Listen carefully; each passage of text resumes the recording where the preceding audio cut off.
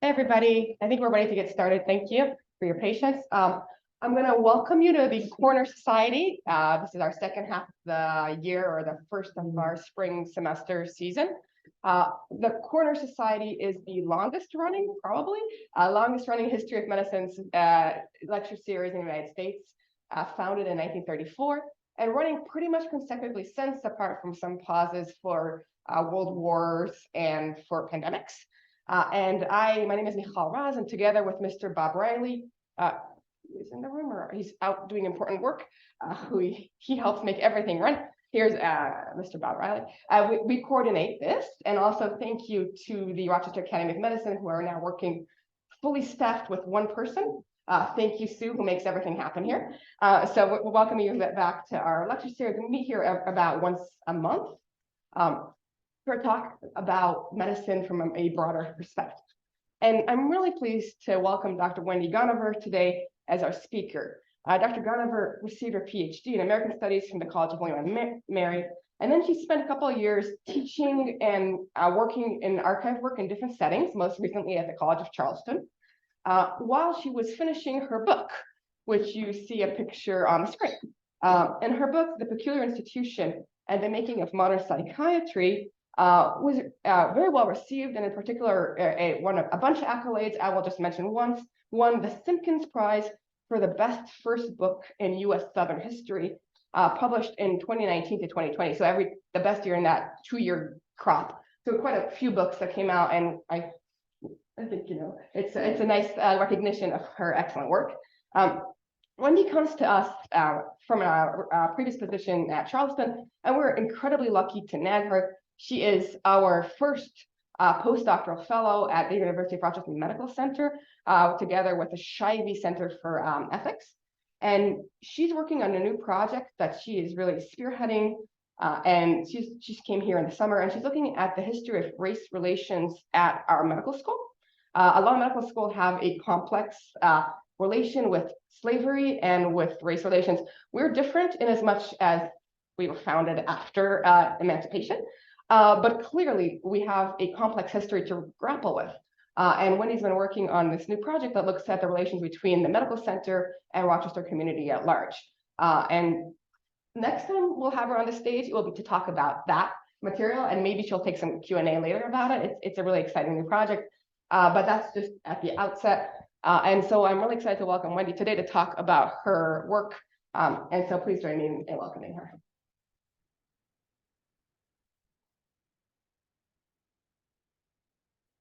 Thank you, Michal, for the introduction, and thank you everybody for coming out tonight. I'm really pleased to be here and pleased to share my research with you.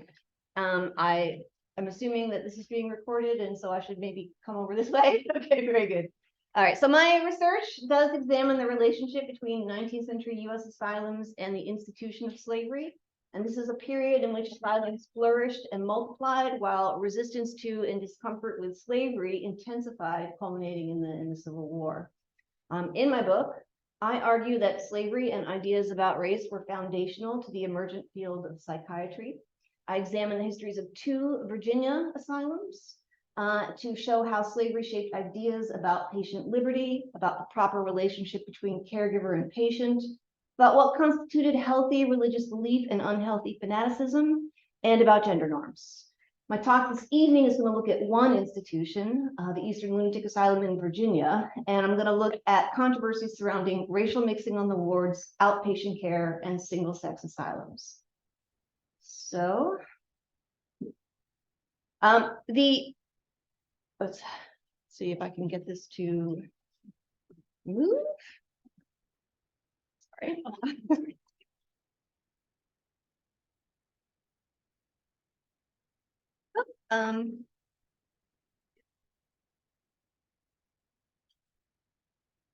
Okay. The Eastern Lunatic Asylum was the only institution to accept slaves and free blacks as patients and to employ slaves as attendants. It was founded in 1773, and at that time it was called the Public Hospital for Persons of Insane and Disordered Minds. And it was the first public mental hospital in what would become the United States. And 25 years would pass before another public hospital would open in Maryland. From the start, the Williamsburg Hospital accepted free blacks as patients and employed enslaved workers. It officially accepted slaves as patients in 1845, although there are instances of some slaves being present on the wards before then as well. It's just it wasn't official policy. Some of the first patients at other public institutions in the South were free blacks, but this practice was quickly discontinued at every place except for Williamsburg. The exclusion of black patients from institutions served to consolidate white identity among people whose own unusual behavior in many cases had placed them beyond the pale of respectability. Regions in the North with a small or non-existent black population could enforce racial segregation and shore up white identity without explicit acknowledgement that this exclusion was a deliberate choice. Williamsburg, however, was a slave majority area, about 66% in the 1840s, with a significant population of free black residents, approximately 56,000 in Virginia in the 1840s. The Williamsburg Asylum participated in a process of racial differentiation too, but not through exclusion. In fact, the analogy that some asylum critics drew between the suffering of patients admitted against their will and that of slaves is problematic, as the presence of free black and enslaved patients at the Eastern Lunatic Asylum and the reliance of the institution on enslaved labor actually pushed its superintendent, John Minson Galt II, to champion greater patient liberty. Galt, who you see here, his bust, was just 22 years old when he became superintendent in 1841. It was a family business of sorts. His great aunt and uncle had been the keeper and matron when the institution opened. His grandfather later served as an apothecary and his father as a physician. And Galt probably knew before he left to study medicine at the University of Pennsylvania in 1839 that he would one day inherit a place at the hospital, although it was his father's untimely death that brought that about sooner than anticipated. One of his first acts was to commission a lithograph of the asylum, which he then used in a circular advertising the institution. And this image that you see before you portrays the asylum as a pastoral place, peace and pleasure to which one should not hesitate to send loved ones in need of mental adjustment. In the accompanying text, he writes that historically, institutions for the insane were mere places of confinement owing to their European roots and to the need to construct a place where, quote, the insane could be prevented from doing injury to the public. And he admitted that the Eastern Asylum was, quote, formerly somewhat of this nature. It was the non-existence of moral means, he wrote, that led to a greater degree of coercion in the early institution. Happily, it includes the humane principles of treatment with which modern science has revealed, kindness, non-restraint, and healthful environment are now most fully and entirely established. Virginia families could now expect the highest levels of care heretofore found at expensive private facilities, mainly in the North. Indeed, the asylum rapidly expanded the variety of programs and privileges offered. Galt organized a carpentry shop, a shoemaking shop, and sewing, spinning, and weaving rooms so that patients accustomed to manual labor might be engaged in purposeful activity. He created a patient library and a game room, enlarged the asylum's gardens and buildings, purchased musical instruments, subscribed to journals, offered literacy classes, and instituted in-house religious services. He also arranged for select patients to attend evening lectures, concerts, outings, and religious services in town. His efforts to employ moral means reflected and shaped the growing belief shared by many members of the literate and professional classes in the mid-19th century that asylums epitomize the humanitarian state and faith in utopian reform. By the 1850s, there were 29 state asylums in the US and several well-regarded private institutions. Collectively, these institutions emphasized environmental explanations for insanity and spread the hopeful message that with benevolent paternalism and proper attention to rational routines, a person whose habits and sense of reason had either broken down or been deformed by the stress or misfortune might be restored to sanity.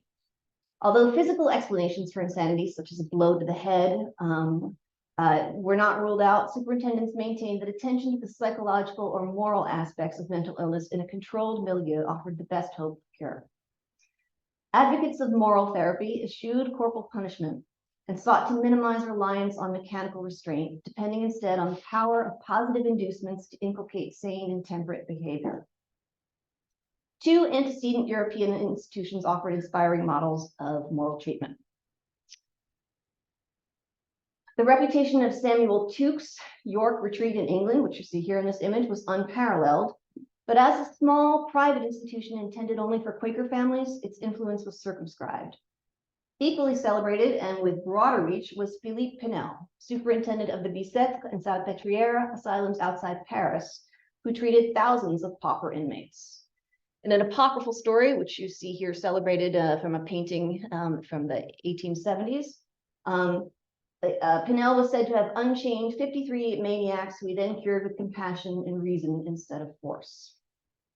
The elimination of shackles and chains, and even the threat of such devices in favor of the salutary influence of a carefully constructed, healthy environment was challenging to implement, especially in the South, where violence and the threat of violence were endemic to the slave system. All asylums had to wrestle with the tension inherent in the involuntary incarceration of free individuals in an increasingly democratic age.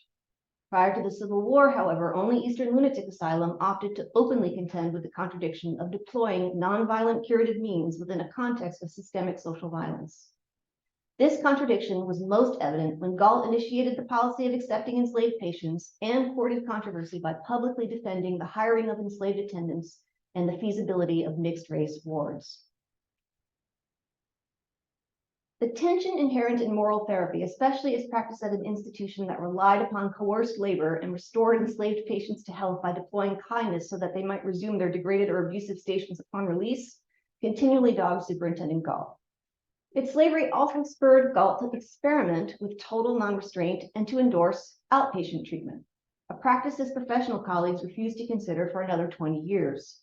Making the genealogy of these ideas considerably more complex than previously understood, and placing race at the heart of prescient innovations that maximized patient liberty.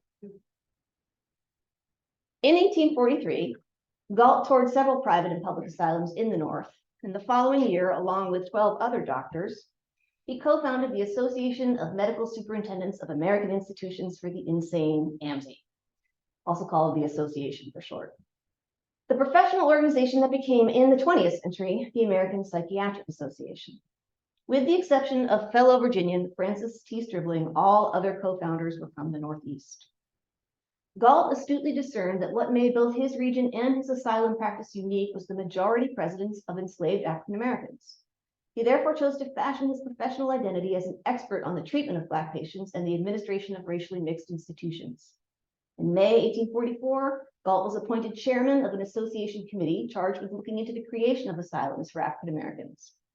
Joining him on the committee were Dr. Stribling of the Western Lunatic Asylum in Staunton, Virginia, and Isaac Ray, superintendent of the State Hospital for the Insane in Augusta, Maine. The Black population in Maine was exceedingly small, but a problematic census from 1840 had reported that African Americans there were disproportionately insane, subsequently raising concern among state leaders.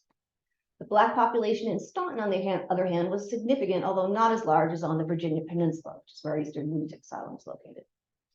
Like the Eastern Lunatic Asylum, the Western Lunatic Asylum, which opened in 1828, initially made no distinction of race regarding charitable admissions, but discontinued this practice soon thereafter. The three men made a preliminary report promising more substantial research would be presented at the meeting scheduled for May of 1846 in Washington, D.C. While Galt was preparing for the final report, Amariah Brigham, superintendent at the Utica Asylum in New York, and influential editor of the recently founded American Journal of Insanity, used his publication as a bully pulpit on this very subject. About Galt, Brigham wrote, "He is still quite a young man, but very zealously devoted to the study of insanity and to the improvement of the condition of the insane." He summarized highlights from Galt's recent annual report before taking issue with what he characterized as, quote, the improper and dangerous, end quote, actions of the Eastern Lunatic Asylum staff to probe the minds of those suffering from religious delusions, in imitation of Philippe Pinel's revulsive technique, or reverse psychology.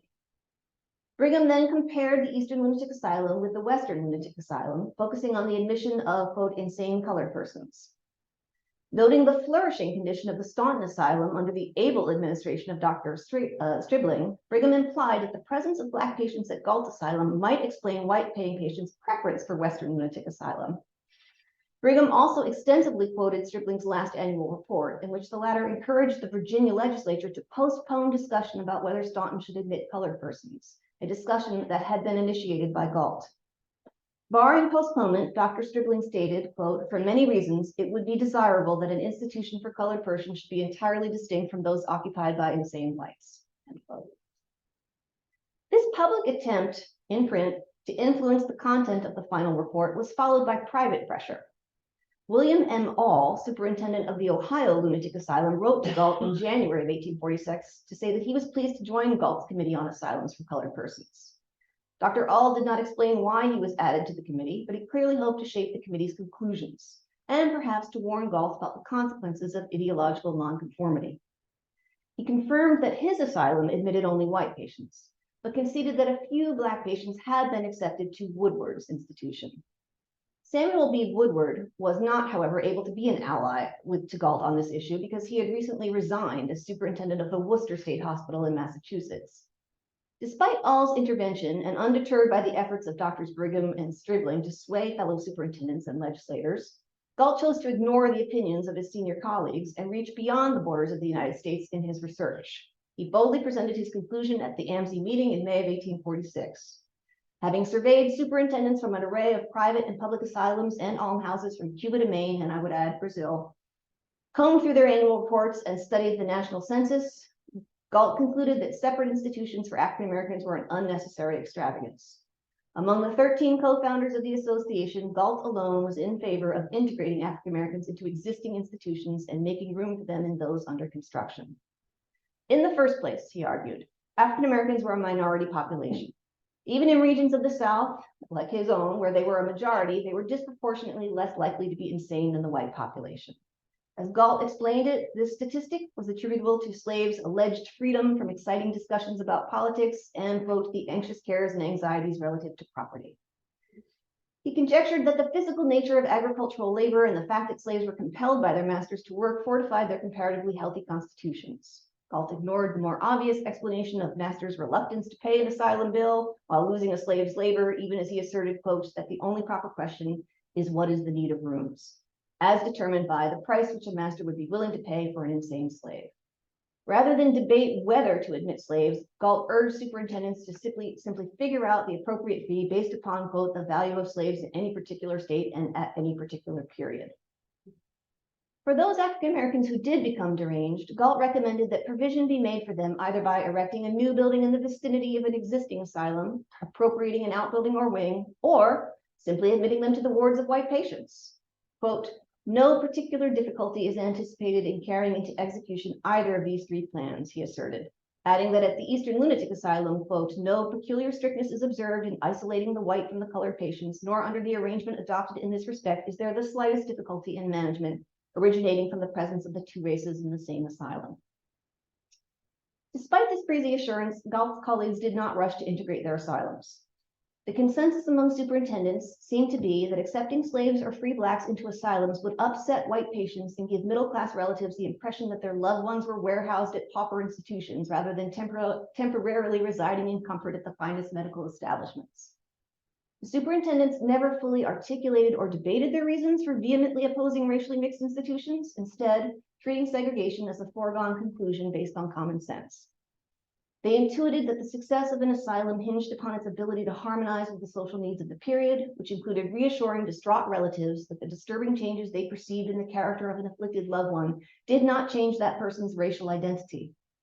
Superintendents hoped to convey that white patients were temporarily removed from respectable society, but they were not, as one critic later wrote of asylum patients in Illinois, quote, permanently debased like the Negro, end quote.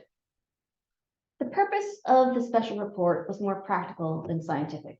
Galt did not profess interest in learning why slaves and free Blacks became deranged, although this did not stop him from indulging explanations that upheld the slave system. Like most apologists of the era, Galt wanted to expose hypocrisy in the attitudes of Northern superintendents whom he suspected, and rightly so, had no real interest in accepting African American patients. The image Galt presented to his professional peers of a smoothly functioning institution was often belied by the actualities. Nevertheless, he remained committed to interracial care and pressed his unpopular opinion in letters to newly appointed superintendents in frontier regions and to Virginia legislators. His tone equal parts practical and prideful. Galt reminded the legislators that free blacks had always been welcome at his institution and commended the Virginia Assembly for its wise philanthropy in allowing for the acceptance of slaves, adding that, quote, very few colored applicants have been refused for the want of room, and those in charge of this asylum have had the privilege of ministering to the wants of all classes of persons laboring under the great calamity of any mind, irrespective of color or social position. Quote. Galt continued to staunchly defend single institutions caring for all races, but he grew increasingly frustrated by the cost of his convictions. Western Lunatic Asylum in Staunton excluded slaves and free blacks, effectively forcing Eastern Lunatic Asylum to take African American patients from the entire state, while insisting that rules about county boundaries be enforced for acceptance of white patients. The state paid 50 to 75% less for the care of free blacks than it did for indigent whites. And enslavers were willing to pay only a minimal amount for sick slaves. In other words, Eastern Lunatic Asylum saw its potential sources of revenue, white patients, shrink, while the demand to treat black patients grew. Galt tried to redress this inequality directly with Superintendent Stribling, but to no avail. Consequently, by 1849, he was willing to make some concessions regarding segregated wards and separate buildings and report to the Virginia Assembly. For the first time, he requested $8,000 to build permanent structures to house black patients exclusively, with separate walled exercise gardens to prevent cross-racial fraternization. The legislature denied his request and allotted him a mere $2,266. The asylum housed 28 free blacks at state expense at this time, which meant that Galt received slightly less than $81 per capita annually, rather than the almost $286 he had just requested. Not surprisingly, the separate building for blacks was not built. Galt responded by making a virtue of necessity, writing in his published annual report that year that he was, and still is, of the opinion that there was no necessity for separate buildings, it being perfectly practicable to accommodate colored and white patients with entire comfort to both classes in the same building, whilst it is clearly more economical, end quote. Separate institutions based on gender made much more sense to him, or I should say sex, but his AMSI colleagues didn't agree. Galt began to withdraw from his professional network. In fact, after 1850, he never again attended a professional meeting. In 1855, he permanently alienated his colleagues with an article in the American Journal of Insanity entitled The Farm of St. Anne's, in which he criticized the leadership for their preoccupation with asylum design. So long as those entrusted with the supervision of the insane, he wrote, shall deem the true interests of their afflicted charges not to consist in aught on their part but tinkering gas pipes and studying architecture in order to merely erect costly and at the same time most unsightly edifices, so long may we anticipate no advancement in the treatment of insanity as far as the United States is concerned.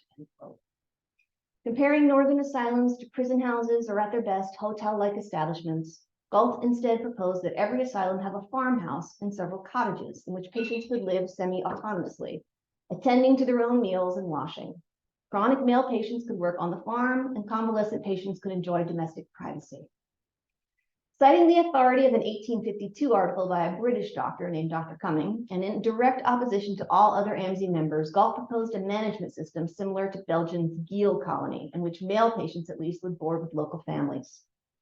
Giel was a religious shrine dedicated to Saint Dymphna, the patron saint of the insane, dating back to the 6th century. After Dymphna's martyrdom, reports of miraculous mental healing spread, and Giel became a pilgrimage site for the afflicted. Centuries of experience as a Christian pilgrimage site allowed the residents of Giel to develop a reputation for hospitality and tolerance, which was formalized in the 14th century through a cooperative system of community hosting for pilgrims. During the 17th and 18th centuries, Catholic healing rituals were suppressed, but the hosting of the insane by community residents was still encouraged by the government. By 1838, a permanent inspection system was established, and the number of individuals hosted grew rapidly. Giel became known in 1850 as the state colony for the family treatment of mental afflictions. 2 years later, the Catholic Church fully relinquished management of the colony, and it became the state colony for the insane at Giel. It still exists, as does the Eastern Lunatic Asylum, and you've probably maybe seen some documentaries about Giel. Throughout Giel's progression from a community providing care to pilgrims under the auspices of an Augustinian nursing order to a government organization run by medical doctors, one constant was the practice of community integration. The insane enjoyed freedom of movement, the absence of uniforms, and maximal integration into the life of foster families with work possible and then remunerated but not obligatory. In Galt's opinion, there are many lessons to be drawn from the example of Gil. Foremost among these was, quote, that the insane may live in the enjoyment of almost unrestrained liberty, not only with little danger to the community which harbors them, but even as useful members of that community. He speculated that a more dispersed population of patients might also lower patient mortality during epidemics. Most importantly, living with families would break the morbid fantasies that patients sometimes had about relatives, just as time away at an asylum purported to do, but would better activate, quote, the tender and deeply rooted associations of the heart, end quote, that spurred positive psychical action in ways that an impersonal hospital environment could not. With admiration, Galt quoted Dr. Cummings' observations that an insane person at Yale was not, quote, wounded by an army of guards and prison walls because he feels himself a free man. Instead of being cut off from society, he mingles with his more fortunate fellow men. Notably, feeling a free man isn't the same thing as actually being free. In the eyes of his colleagues, Galt had finally gone too far. His article aroused indignation and he was roundly condemned. Particularly stung was Thomas Kirkbride, superintendent of the elite Pennsylvania hospital, who had published an influential treatise on asylum design and felt personally attacked. In a letter to reformer Dorothy Dix, Kirkbride complained, Galt has been writing in such a way as to make it necessary to give him a little attention at the association, which I hope may be of use to him. This attention came in the form of several colleagues who railed in print against the journal's editor for even publishing Galt's wholesale slanders. The American Journal of Medical Science countered Galt's criticism with an article that paid homage to Kirkbride and described the Pennsylvania hospital under the latter's direction as, quote, near to perfection. In short, Galt proposed a system of outpatient care in which patients would enjoy increased mobility and autonomy 2 decades before other American superintendents were even willing to debate the idea. He dug in his heels. In his annual report for 1855 to 57, Galt characterized Gil as revolutionary, drawing analogies to contemporaneous scientific discoveries, such as the discovery of Pluto and the invention of photography. Galt noted that he had long advocated getting rid of all arrangements rendering the condition of the insane one of confinement and constraint. I rejoice, too, he added in a self-congratulatory manner, that I can cordially support these new ideas. I rejoice in the fact that for many years these principles have been advocated as far as my humble efforts would allow me in the annual reports of the Eastern Asylum and other writings that I have published in medical journals, and as far as possible have actually been carried out in part or wholly in this institution. To what extent had he implemented these principles? Galt had ad hoc instituted hiring out for stable patients. A white man accompanied an asylum officer off grounds to collect hogs. A free black man delivered the local paper. A free black woman worked as a cook for a local family with whom she boarded.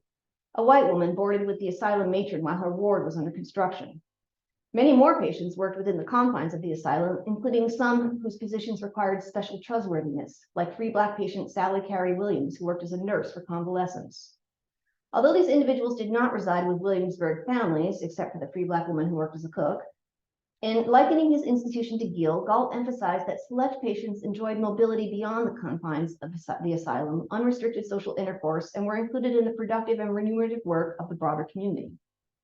Although he admitted that he had been prevented from implementing the system as thoroughly and entirely as he would have preferred, and compared himself to an individual crushed under the chariot wheels of destiny, he ruefully predicted that once a few favored asylums adopted some combination of the cottage system and family living, then these practices would gain broad acceptance, although institutions like the Eastern Lunatic Asylum would have to take a humble position in the rear instead of that of which they ought to have occupied in the foremost rank. Although reading about Gil inspired Galt, the feasibility of patients living and hiring out was given concrete support by the labor of hired slaves upon whom the operation of the Eastern Lunatic Asylum was entirely dependent. Every year, slaves would hire themselves out or their masters would hire them out to the asylum where they would live with relative autonomy. To ensure their dependability, Galt often paid these hired hands a small salary, as much as 10% of the annual fee in direct violation of state law, in addition to the fees paid to their masters. Enslaved staff and stable patients were viewed as subordinates who, with proper guidance and minimal reward, could be trusted to do productive labor and interact with the community. While there is no direct evidence to suggest that Galt's firsthand experience with enslaved staff inspired imitation for the hiring out of patients, this is probably because the connection was taken for granted.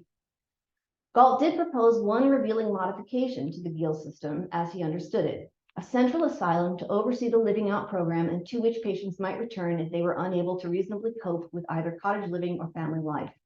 This is exactly what happened to the free Black patient who Galt had assigned to live with the Williamsburg family as their cook. After allegedly threatening a child in the home, this patient briefly returned to the wards to regain control of her emotions before resuming her position with the family.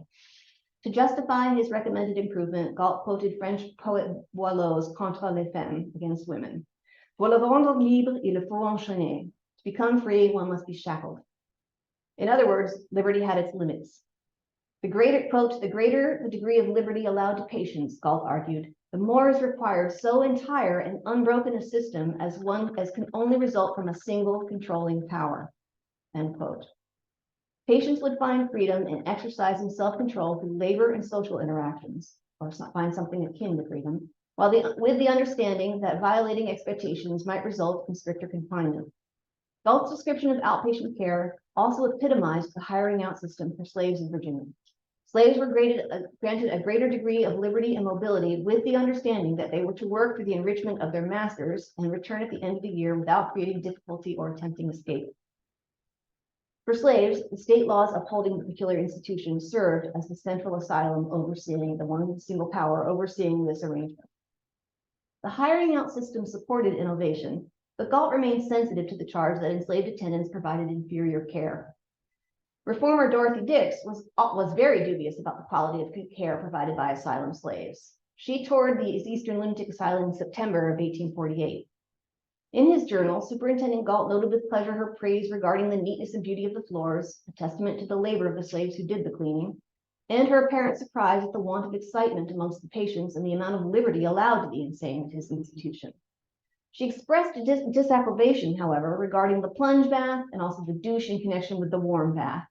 Her strongest objection was that the asylum did not employ enough white assistants, and she condemned the authority entrusted to the servants, end quote, recommending instead that the asylum hire nuns. Dix led an unconventional life as an activist for prison and asylum reform, but she espoused conventional views about gender and race. Apart from her commitment to women's education, she did not support the broader women's movement, nor was she in favor of abolitionism. In recommending that nuns replace enslaved female attendants, she argued that care was best provided by women much like herself, unmarried, white, and with no children to detract from devotion to service. As nuns were supported by their order rather than paid an annual salary, Dix relied on her wealthy grandmother for support. Her explicit objection to Black attendants was not because their labor was unpaid. She may have felt that because slaves were compelled to work, their motivation to help patients wasn't rooted in sympathy or charity. She might also have believed that slaves lacked the necessary moral refinement and social etiquette to interact with insane patients, especially white women of a higher class. Either way, Dix's conception of proper care obscured her own privilege and excluded slaves and perhaps all Black women from being caregivers, even though they had performed this labor for centuries. After her visit, Galt sent Dix a letter acknowledging that the asylum's organization is evidently anomalous and not in accordance with the theoretical ideas in vogue on this subject. We may suffer from this, he continued, but such is not my experience.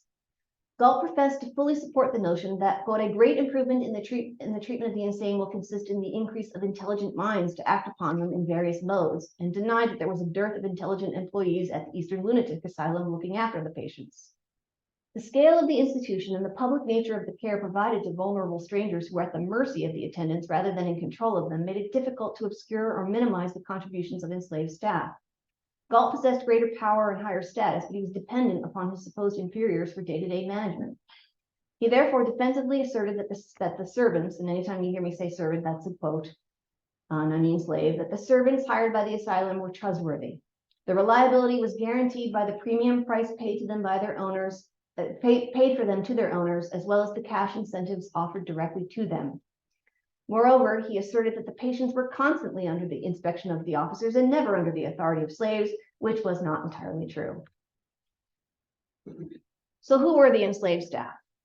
Enslaved employees changed over the years, but generally the asylum was staffed by a core group of enslaved workers who were valued for their reliability as well as their easily exploited labor. Despite their value, record keeping about who was hired and for what duties was haphazard and incomplete. By cross-referencing the archive for the years 1841 to 1862, a rough outline of slaves who were long-term employees emerges. Although the terms of their hire were grossly unjust, it is fair to say that this core group, who were continually employed for 5 to 25 years, performed their jobs with enough dedication to be continually rehired. Shorter-term enslaved laborers often worked 1 to 3 years in succession doing a variety of jobs.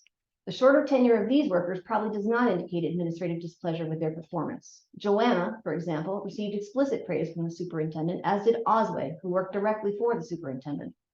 Others, Tom the cook, for instance, received cash bonuses, large cash bonuses. Despite the appearance of nepotism, administrators understandably preferred to keep the same enslaved staff to avoid the hassle of continual retraining. However, the availability of slaves for hire depended entirely on the willingness of masters to hire them out. This, and an incomplete historical record, likely accounts for most of the slaves who were employed by the asylum for comparatively short periods. Asylum work combined elements of farm labor and domestic service, but the scale of the operation was daunting. The jobs of enslaved asylum workers were often difficult and dirty. Their day began before dawn when the cooks arose to make breakfast. Ward slaves were assigned the job of awakening the patients and seeing to their dressing, including washing and dressing those who were willing but unable to do so themselves. They then brought the patients to breakfast or delivered breakfast before addressing to the task of cleaning out the apartments, including emptying the chamber pots. Hardly a pleasant job under any circumstance. It was particularly nasty at the asylum, where in 1842 to 43, approximately 16 ward hands would have had to empty 93 to 135 pots every morning. Patients often suffered diarrhea and constipation due to the medications they took, in addition to ordinary bouts with indigestion, viruses, and bacterial infections. In a survey of the hospital records from 1811 to 1832, Superintendent Galt counted 88 cases of tetanus, 406 cases of congestive fever, and 411 cases of dysentery with inflammation of the bladder. Of the 78 men treated at the asylum in 1842 to 43, 2 men suffered with constipation, 2 had unspecified bowel complaints, 1 had worms, 1 had diarrhea for an entire month, 3 more had intense diarrhea or no command over their bowels, 7 men were described as filthy or incontinent, 1 man ate dirt, and another, in the words of the physician, shits on the floor of his room. Similar statistics characterize the women's ward, where enslaved hands were also expected to monitor a patient's menstrual cycles and report all irregularities to the superintendent or to a white officer. Sickness among the patients had consequences, not only for enslaved ward hands, but also for the enslaved staff employed in the asylum's kitchen. In 1841, Fanny and Major, assisted by 1 unidentified scullery maid, labored making 3 meals a day for approximately 90 patients 7 days a week. Sometime between 1846 and 1852, the cooks were Patty, Maria, and Tom, assisted by William Henry working as scullion, and they served 160 to 247 patients 7 days a week, 3 meals a day. In addition to regular food preparation, convalescing patients were often prescribed special diets. Patients with diarrhea were fed broiled chicken, buttermilk and tea, or cheese and sweet potatoes. Those with scurvy got warm lemonade and salad. It's easy to imagine what an overwhelming amount of work preparing that much food in even the best appointed antebellum kitchen and then cleaning it up would have entailed. The kitchen also produced about 6 to 8 gallons of homemade soap every week, using the lard from the meat and the ashes from the fires. The homemade soap was used for doing laundry, an especially arduous task. Asylum patients originally slept on straw pallets, but the advent of moral therapy came bedsteads, mattresses, and linens. A few patients who tended to shred their mattresses were given only straw, but by and large, female slaves and several Black female patients were charged with tending to the linens. In 1841, the laundry from the men's ward was done twice a week. The women's laundry was also washed twice a week on alternating days. In 1845, Morning, with the aid of 9 other women, including some free Black and enslaved women patients under her direction, were employed primarily as laundresses. With 157 patients in 1845 and 278 just 8 years later, it stands to reason that washing was an everyday event. Sunset was a particularly challenging time of the day, as it was difficult to see in the dwindling light, and yet enslaved workers were responsible for making sure that each patient got supper and was safely returned to his or her room for bedtime. In addition to these regular routines, slaves were sometimes entrusted with additional special duties, including watching suicidal patients, and which meant staying up all night. Slaves were also entrusted to forcibly administer medicine and to restrain or shower those patients deemed unruly. Patient resentment and resistance could be dangerous for the enslaved attendants. In May 1843, for instance, Mr. Diskler resisted the efforts of the servants to put him in a shower bath. 2 months later, Mr. Wallop struck Robin in the eyes. In 1844, Mrs. Shivers, who wanted to go home, raised up a chair against Letitia. Mrs. Owen mashed Harriet's fingers in the door in October of 1848. In March of 1850, Mr. Gaines attempted to stab Jeff. In December 1852, patient Washington Corbin made a threat concerning servants formerly owned by his family and now hiring in Williamsburg.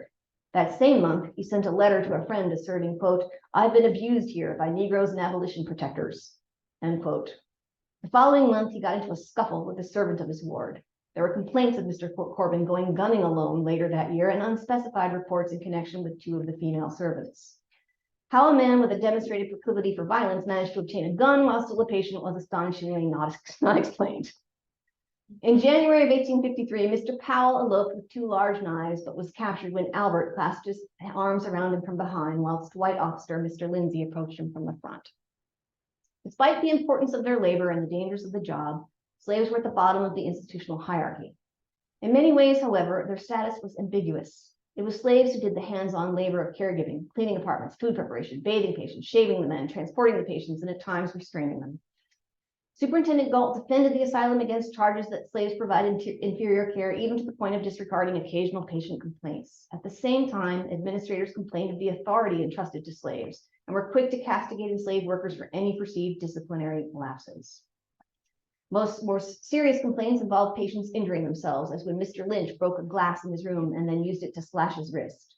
The unnamed slave in charge was faulted for neglecting to call a white officer at the time that Mr. Lynch made the disturbance. The most common complaint was that enslaved attendants were responsible for patients escaping, either through negligence of duty or direct assistance.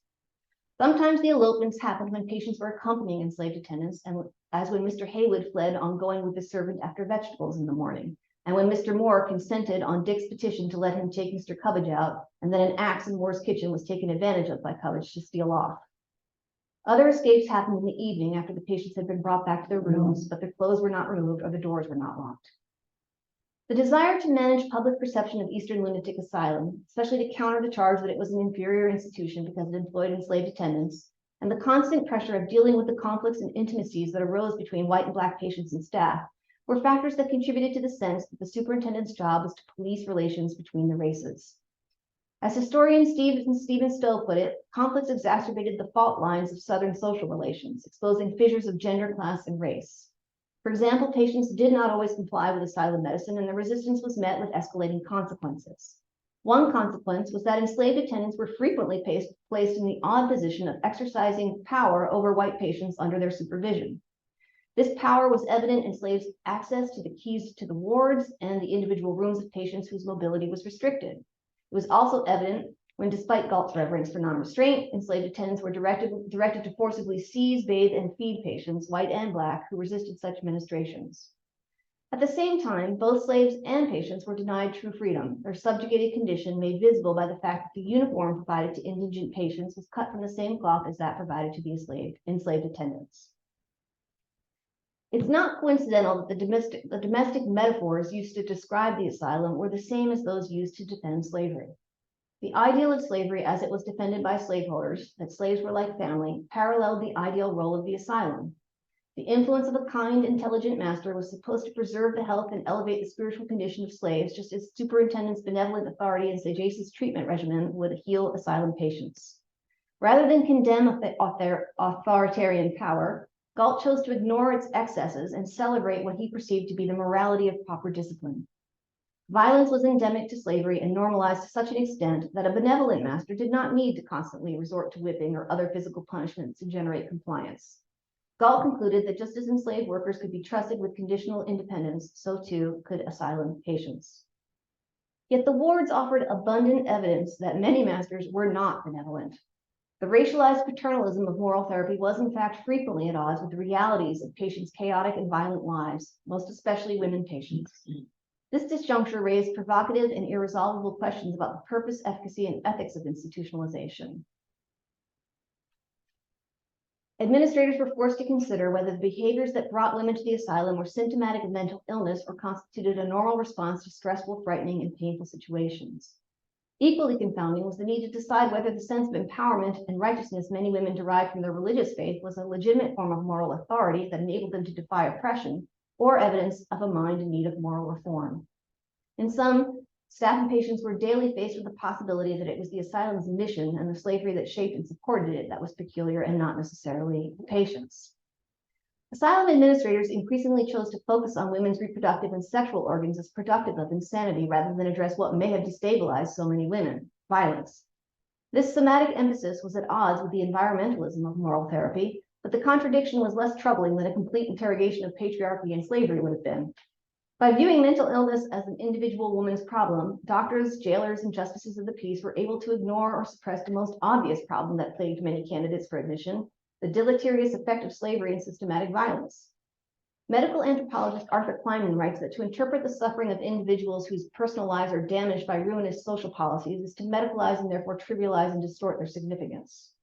While the experience of trauma does produce intimate physiological consequences, in converting these bodily idioms into medical diagnoses, their moral significance is weakened or even denied. Take, for example, the case of Sally Carey Williams. This is an image of, I don't have an image of Sally Carey Williams, but this is an image of the hospital from the 1850s. You can see that it's grown. And this would have been where she lived for much of her life. The case of Sally Carey Williams, the free Black woman who eventually worked as a nurse for convalescent patients. On August 14, 1843, she appeared before the members of the board of the Eastern Lunatic Asylum as a candidate for admission. Sally had resided previously at a poorhouse, where she had given birth to one child before being committed as a lunatic to jail in 1835, when she was between 20 and 30 years old. Her habits pronounced disagreeable and offensive, her character ill-tempered, vulgar, and abusive, Sally spent 8 years in jail, chained by one leg. Her derangement was thought to be general, but it was noted that she was especially excitable on the subject of marriage. Sally had been engaged to a slave, possibly the father of her child, whose owner would not permit marriage and sold, quote, and sold the man and sent him away, end quote. She often complains of it, perhaps every day, the jailer stated in his deposition to commit Sally, adding that he had heard from persons knowing her before derangement that she was once considered to be a handy, smart person. In fact, the deposition concluded with the assessment that Sally was sound. Nevertheless, she was committed to Eastern Lunatic Asylum as a maniac. Sally was assigned one of 2 cells in the basement of the convalescent house, the most decrepit building at the asylum. The neighboring cell was given to Lydia, who was admitted that same day. Lydia was Black and aged 20 to 25 years old, although her identity was something of a mystery. She had been found pregnant, hungry, quote, wild and almost naked, end quote, wandering in the woods near Richmond. Like Sally, Lydia had spent time in jail, chained by one leg, where she acquired a reputation as abusive, having reportedly struck the jailer when he came close to untangle her chain, saying calmly, "Turn the other cheek and I will give it a slap too." Like Sally, she had given birth in jail, child's fate unknown, from which the jailer inferred that she was a woman of loose habits. Unlike Sally, however, Lydia seemed forgetful and confused, so she was diagnosed with dementia rather than mania. However, the fact that Lydia would not tell where she was raised and from whence she came, and appeared to know nothing of friends, relations, or neighbors, may just as likely have been a rational strategy to avoid being forcibly returned to a place from whence she may have been endeavoring to escape. Despite repeated attempts, the only thing her captors and keepers learned about her was that she had once worked barreling herring. Perhaps Sally learned more, but if the 2 women talked late at night when they were by themselves in the basement, their conversations remained private. The day of their commitment, Sally was calm and peaceable, but Lydia was observed making mouths and twisting her head. Both women were peacefully working 2 weeks later, although Superintendent Galt noted that Sally was mischievous and taking up the bricks and doesn't do much work. Like all patients at the asylum, Sally and Lydia were required to work, ostensibly for therapeutic benefit, although the nature of assigned work varied greatly depending on age, class, gender, and race. The division of labor at the asylum reflected hierarchies in the world beyond the institution, partly in preparation for release. Work in the kitchen, the laundry, and the brickyard, as well as floor scrubbing, was relegated to free Black and enslaved patients and mostly to female patients. Sally's assignment to the brickyard was typical, and by the following month, her work performance had improved enough for the superintendent to observe that she was not mischievous now, but in his estimation, her labor still seemed a disordered constructiveness. By July, Sally was employed primarily as a washer alongside Lydia and other Black female patients. Watching over all of them was an enslaved attendant named Morning. By the end of October, the superintendent noted that both Sally and Lydia had improved and that Sally works admirably, concluding without elaboration that her delusion seemed confined to religion.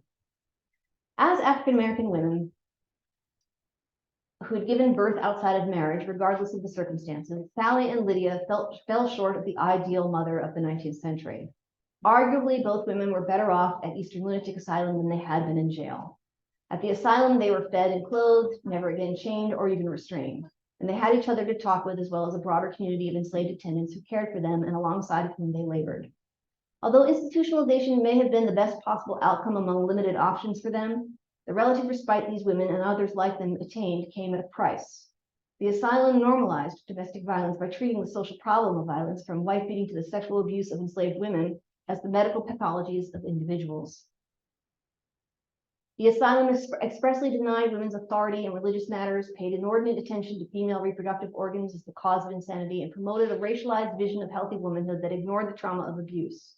In so doing, administrators fostered dependency or passivity in white women and disproportionately characterized Black women as recalcitrant imbeciles, laying the foundation for the late 19th century medical and political discourse that conceptualized white women's struggle for social and political autonomy from white men as racial threat and portrayed Black women as naturally promiscuous. Ultimately, the persistence of trauma and the resistance of many women to the asylum's therapeutic regime prompted Galt to campaign for separate asylums for men and women, something he had eschewed when it came to separate institutions for Blacks and whites. After years of fighting with his professional peers, Galt attempted to rebuild his professional network by sharing his view that single-sex institutions would be preferable to mixed. He jotted down notes on the subject to build a case in support. Among the reasons listed are having so many servants and officers of the two sexes complicates the management and difficulty in keeping the sexes apart. He also observed that the patients might be permitted more liberty in a single-sex institution. In May of 1853, he wrote to 3 superintendents in northern asylums, including Thomas Kirkbride, soliciting their thoughts on the subject. He also wrote a letter to the asylum board the following December, arguing against the appointment of an additional female officer while the Virginia Assembly debated the creation of a 3rd asylum. Galt wanted it on record that he was in favor of the plan of sending only male patients to Eastern Lunatic Asylum and to the new establishment in Western Virginia, whilst the asylum at Staunton would be devoted to females. For this reason, he felt it unwise to add or replace any more female officers. This was a presumptuous move, as he had only just sent a letter to Dr. Stribling of the Western Lunatic Asylum that same day making the proposal. And not surprisingly, the reply that came weeks later was no. Superintendent Galt was unable to muster support among legislators for his newest plan for hospitals segregated by sex. Once again, his efforts to innovate were frustrated. A final irony is that when a 3rd asylum did open in 1870, it was for African-American patients exclusively. By focusing on female reproductive and sexual organs as the primary cause of insanity, 19th century medicine failed to address what may have destabilized so many women: violence. Ignoring the social context of women's suffering also permitted the asylum to ignore the noxious effects of slavery, especially on enslaved and free Black women, and to discount the religious faith that gave comfort and strength to suffering women by treating it as a symptom of insanity. Although the asylum medicine ignored domestic violence, the violence of the Civil War was recognized as a source of trauma. War and freedom were listed as causes of insanity in the register from the 1870s, which shows that structural explanations for women's mental illnesses were selectively proffered. Finally, the asylum's paternalistic mode of care reinforced oppressive and racially specific sexual and gender norms. White women were taught to be modest and ladylike while they spun, sewed, and rode out in carriages, while Black women were viewed as naturally more vulgar as they laundered and made bricks. It's impossible to say what became of the many patients about whom Galt wrote in his casebooks, but there is a bit more to the story of Sally Carey Williams and her cellmate Lydia. Although Sally probably never altered her religious beliefs to suit Superintendent Galt, he did, after a time, consider her stable enough to leave the brickyard. She spent the remainder of her years working at the asylum as a nurse for convalescent patients. Perhaps Sally found meaning and satisfaction in caring for others, having been denied the opportunity to care for her child and the enslaved man whom she had hoped to marry years earlier. In 1854, 11 years after her admission, mother and child may have been briefly united. A letter to the superintendent from Richmond reads, "The bearer, William, is the son of servant Sally, now in the asylum. He wants to know if she can be brought home." If this letter referred to Sally Carey Williams, then she remained at the asylum, but at least she got to visit with her child. A reunion with her partner, however, likely never happened.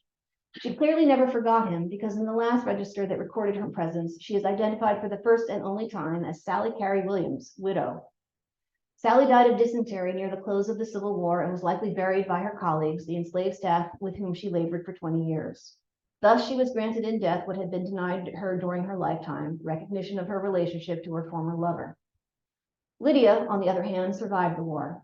After decades of denying any knowledge of her family background or place of origin, in the register that recorded her transfer to the new hospital for newly freed Blacks, Lydia finally either revealed her last name or adopted a particularly fresh and resonant one, Newman. Galt also died during the Civil War. Shortly after the Battle of Williamsburg in May of 1862, he overdosed on laudanum. He'd begun his career with the goal of implementing moral therapy and parlaying his regional expertise to argue for mixed-race institutions and ultimately outpatient care, only to find himself ostracized by his peers. His frustrations were exacerbated by political tension over slavery, which he reluctantly supported as a youth and then ardently defended as a middle-aged man. When the Civil War ended, slavery was abolished, but patient liberty remained controversial and racial segregation became the norm. And these are patients from Central Lunatic Asylum in what eventually was in Petersburg. And that was the asylum that was created after the Civil War for Black patients exclusively in Virginia. So, thank you.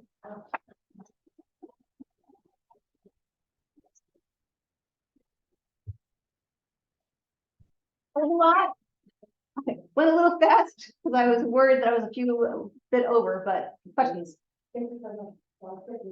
Yeah.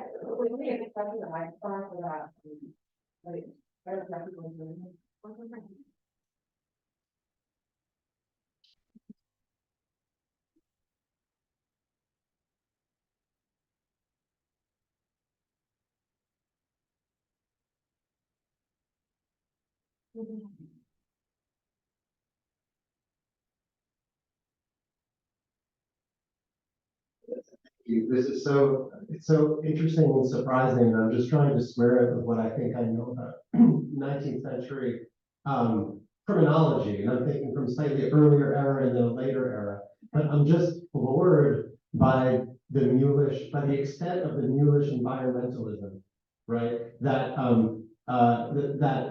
the absence, whether via theology or anti-blackness or a kind of incipient biologism, that there weren't incorrigibles, right? So, or is it that there are incorrigibles, but they're in different institutions, right? So when you mark that Black women disproportionately would have been read as imbecile, right? It's not the imbecile is like an incorrigible, right? The imbecile that's not an environmental theory of deviance, right? Like what kind of theory of deviance is that? And is it simply that those people don't belong in this kind of institution, and where does he think those people belong? So I'm going to condense your question as I understand it. You want me to address the disproportionate number of Black women who are identified as imbeciles, and you want me to answer the question of were there any people who were basically incurable? Does the conception of insanity, is it that there are the incurables and they're just written somewhere else, or is it truly a theory that all insanity is environmental and can be cured?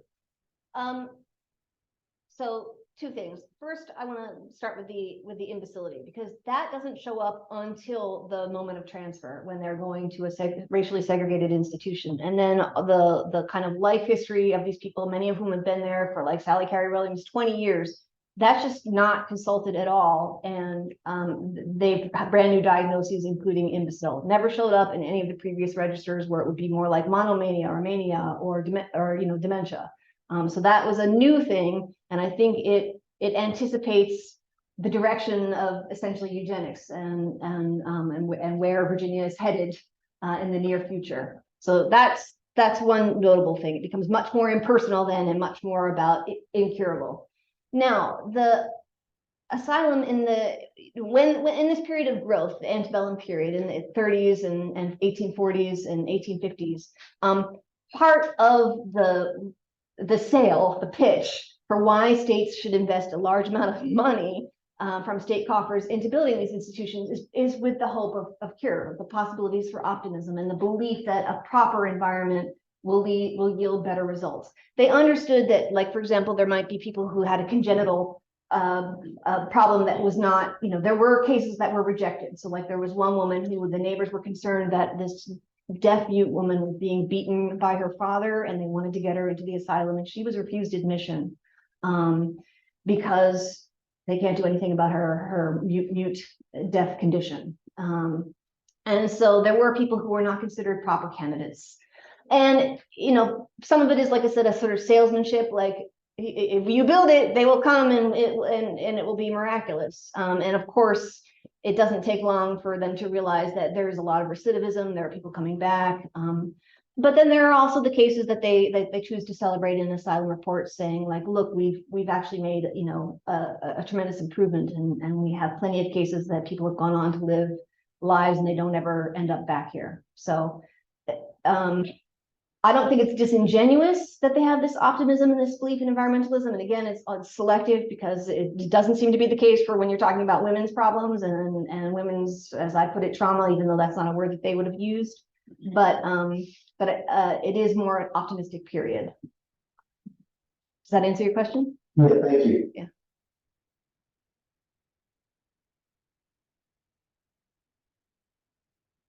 So first I just want to get, wow, that was amazing. That was so rich. And I want to thank you for really an amazing lecture and really thought-provoking.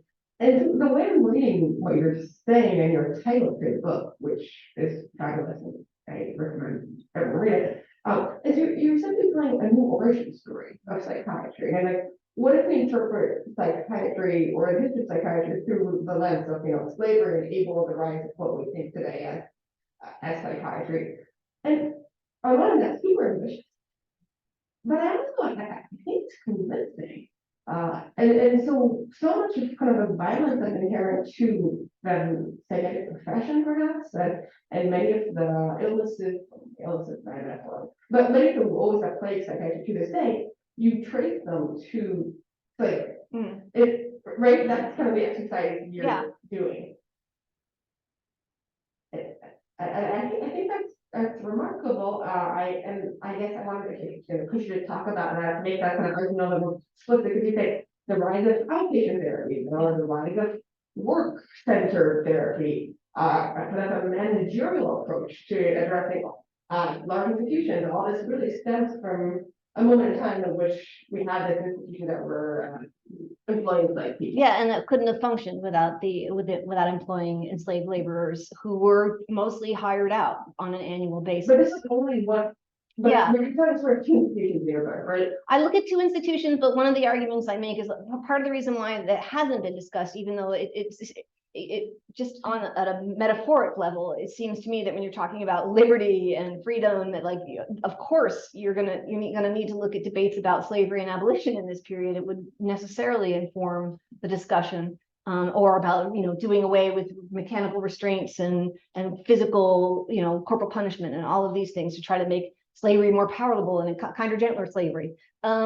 So there's that. It sort of begs the question of why isn't it? But part of the reason, of course, the argument has been that other asylums didn't accept free blacks or enslaved people as patients, and so therefore we can't discuss race. But of course, that white people have race. Yes, most of the patients were white, but they have a race, and it was a deliberate policy to exclude. And in fact, they put it out in their guidelines, and it was debated behind the scenes, and it was this source of contention. And so therefore, you must discuss it, even if there aren't Black patients appearing in other asylums. So I'm just going to push you just to have an opportunity to hear you speak more, because I think it's so fascinating. This is not our argument question. I just want to hear more. Yeah. So are you saying that modern psychiatry today, or the trajectory of like 20th century psychiatry, could not exist without the institution of slavery, or slavery enabled this particular trajectory? I'm always hesitant to make it like a presentist argument, because it's a very different world. But it is important to if you have to revise how you understand outpatient care, if you have to reconsider the origins of that and what might have served as a model, it does change the story, and it does change your understanding, and it does change the possibility to only do a kind of celebratory, like, you know, narrative. It's a complicated narrative then. It's not like I'm arguing, in fact, we shouldn't have community care and we shouldn't have, you know, it's not that, but it's just that the origin of it is maybe more complicated than people realize. And certainly if you're going to talk about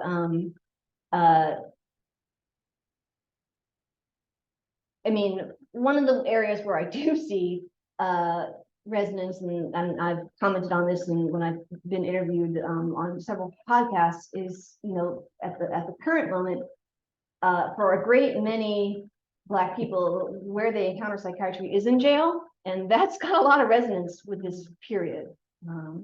So, Thank you.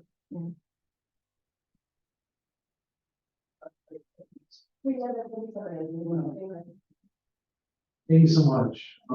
My question is, I guess, a little bit more, with an adjacent topic, but, did your research in Virginia reveal any kind of interesting conclusion about whether the demographics by nativity at these hospitals reflected those of the broader kind of community population? I don't understand the question. The nativity of the patient, country of origin. And did it reflect the broader demographics of the state itself or the country? Yeah, so there definitely were, so noting the country of origin wasn't a thing until after this like systematically noting it wasn't a thing until after the Civil War. However, there are case studies where it's clear that this woman is coming from Ireland, this woman is coming from Germany. They have a patient who doesn't speak English that well.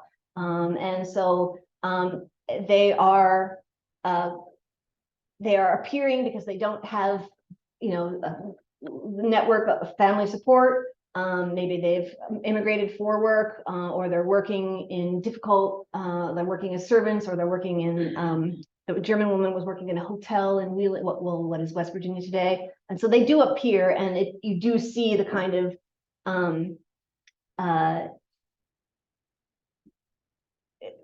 it does reflect what Virginia looked like at that moment. But actually noting the country of origin, I mean, I suppose, am I guessing that you're thinking that maybe immigrants might be overrepresented in asylums after? Yeah, probably.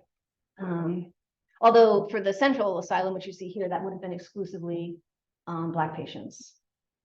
And I don't know about the records for Staunton or any other asylum beyond that. Once I was at the Civil War, I sort of switched my focus to the Petersburg Asylum, Central Asylum. So probably they're going to be overrepresented. One thing I did notice, so I processed, in order to have access to some of this material, it had been completely unprocessed. So I was actually kind of working as a de facto archivist doing this, in addition to doing my research.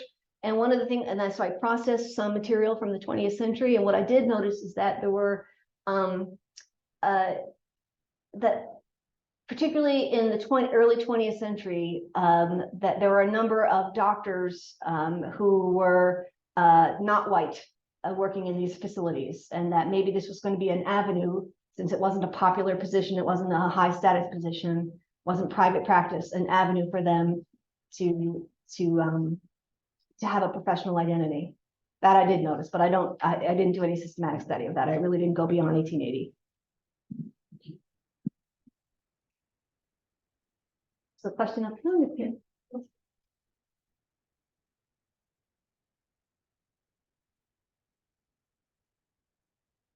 Hi, so I have two questions. The first one is, so I don't know if you touched this on your book, but how do people get admitted? Was it by like masters, family members, or things like that? I know I'm familiar with the Stockton State Hospital in California. The majority of the patients that were admitted to the insane asylum was by court cases. So how about these hospitals? Yeah, a great question. So there are a couple different avenues. One is family members. The other is you've been arrested, and so what you're calling court, you've been arrested for disturbing the peace or something, and that the jailers will then bring it before the board, who will decide whether or not you're a candidate for admission. And then the third, and this is only for enslaved people, is the slave owner, the master, because that they have to pay a fee. Thank you. Yeah. And then I have another question. It's about your sources. So I was just wondering, did you come across any letters from slaves themselves, or did you mainly just focus on doctor reports and annual reports? No, there was a whole range of material, including patient writings, none from enslaved patients, though. There were no, so those are all mediated sources, and they're certainly not in any published account. It's not something they're going to highlight. It's more in the notes, and some of them are really just like quickly scratched off notes thrown here, you know, like to call together all the information about who the enslaved attendants were, for example. I was just scanning everything, looking for, and some of them were literally scraps of paper, like giving 10 pounds to Patsy, you know, and then pulling it all together from there. So it was really quite a range of materials. Some of it never intended for the public. And I do think part of the reason why some of these things got swept in is because Galt appears to have committed suicide with his laudanum overdose, and a lot of things were just tossed into a box, and then no one ever looked at them again.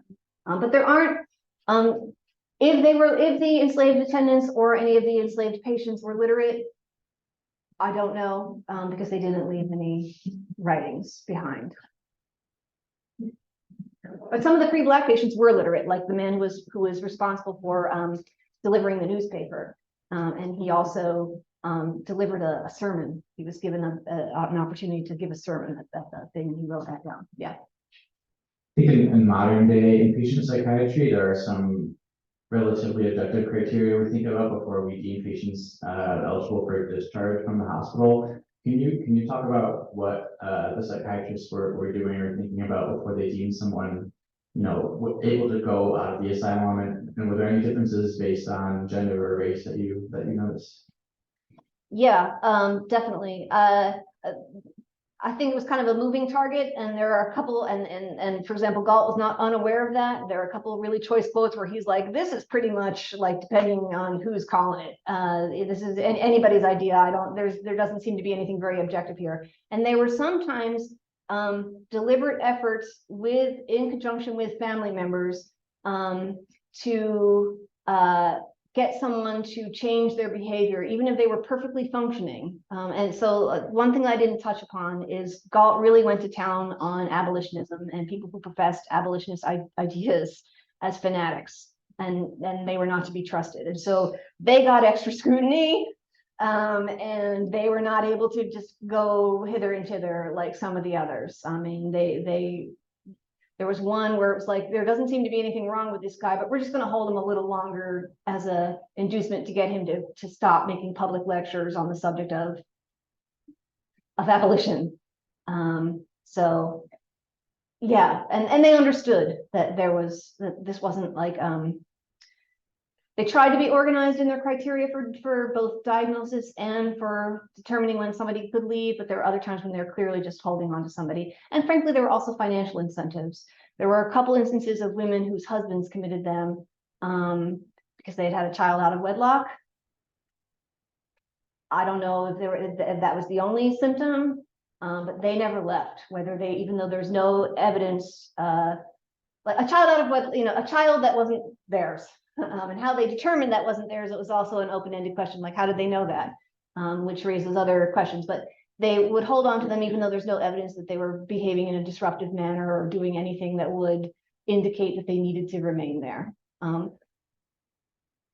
Yeah, so no. I'm curious that you mentioned that Galt advocated for men and like male and females asylum spaces. That sort of assumes like that the patients are probably like heterosexual. So at this point, I'm just curious, like the water of the times, like was homosexuality understood as like a mental illness at this point? And did you ever like encounter any accounts of these patients?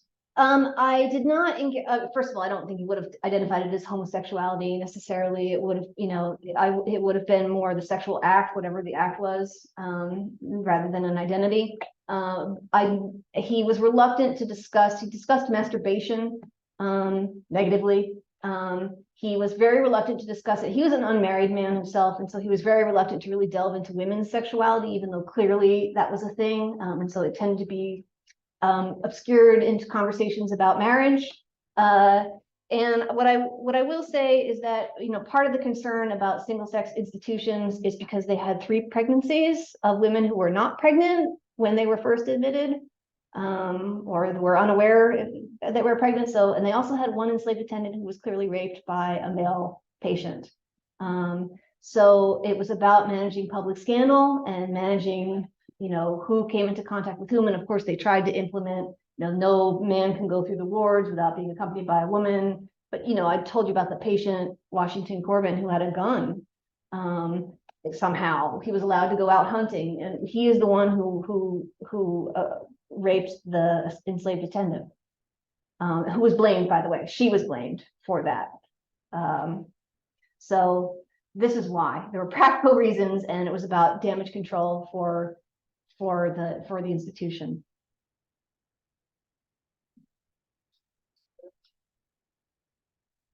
Hi, thank you. It's only a really basic question. Sure. So these early asylums, like pre-Civil War, who funded them? Was this The state. It was the state. funded Yeah, them? and it was a sizable portion of the state budget. It was the state. Now there were private institutions as well, but these are, when I'm talking about public institutions, I'm talking about state. Okay. And then, of course, there were fees collected for private patients. Private patients could go there as well, and they would be charged a fee. Okay, gotcha. Yeah. And I should also add that patient work, that helped subsidize the budget as well. So. Yeah. Thanks, Wendy. Great lecture and presentation. I was curious about the average duration of stay and if there was a racial discrepancy. Have you noticed? I don't have a hard and fast figure for you, like a statistic. What I can tell you is that there were, as I mentioned before, there were a couple instances where you were wondering, like, why is this person here? So like the free Black man who delivered the paper, who was there for like 20 years, seemed to be just fine. And he was allowed to kind of come and go. He just appeared to be living there. And so I don't know why he was never formally discharged. I will say that for private patients, it was pretty much going to depend on how long the family or the slave master wanted to pay the fee. And so that wasn't entirely up to the superintendent or the board. They did want to discharge because they had to put out these annual reports. And if they were retaining everybody, that wasn't going to look good in terms of claims for curability. But I don't know if there was a difference by race.